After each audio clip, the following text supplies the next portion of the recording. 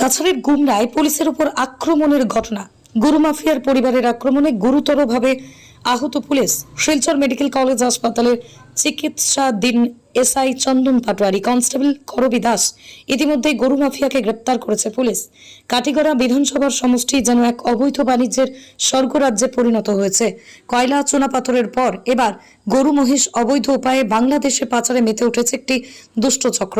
গত কিছুদিন ধরেই অভিযান চালিয়ে যাচ্ছে বিএসএফ বাহিনী। অবৈধ পাচারকারীদের চিহ্নিত করে গুমরা পুলিশ অনুসন্ধান কেন্দ্রকে লিখিত অভিযোগ দায়ের করেছে বিএসএফ বাহিনী।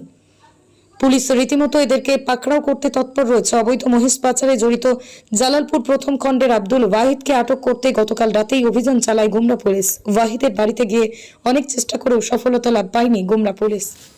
চন্দন পাটোয়ারির অবস্থা বেগতিক দেখে স্থানীয় কালাইন প্রাথমিক স্বাস্থ্য কেন্দ্র থেকে শিলচর মেডিকেল কলেজ হাসপাতালে পাঠানো হয়। মাথায় লাগে বেশ কয়েকটি সেলাই। ঘটনাটি সংঘটিত হয় মঙ্গলবার কাক ভোরে কাটিগড় সমষ্টির জালালপুর প্রথম খণ্ডে। পরিশেষে কুখ্যাত আক্রমণকারীদের গ্রেপ্তার করতে সক্ষম হয় গুমরা পুলিশ। কুখ্যাত পরিবারের সদস্যদের গ্রেপ্তার করে গুমরা পুলিশ। অনুসন্ধান কেন্দ্রে নিয়ে আসা হয় তাদেরকে।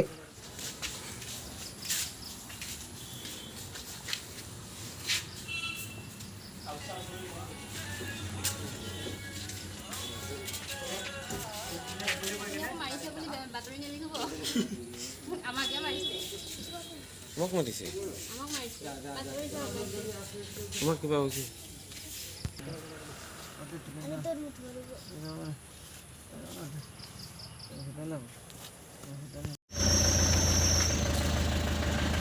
এই বাচ্চারা একদম